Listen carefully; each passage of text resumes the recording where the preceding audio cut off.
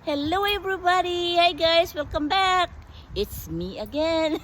Guys, I'm over here in my front yard right now. Look at my flowers, guys, on the background. It's so pretty. They're blooming right now, my 4 o'clock flowers. They are having fun. They are showing off. They are showing off my beautiful flowers there, guys. See? Beautiful flowers. They're showing off. Yeah. I have different colors, guys. Yeah, they come back every year, guys. Yeah, every year they come back. They are perennials. During winter, they don't bloom. Summer, they bloom. So I'm really happy, guys, because right now, see, they're happy.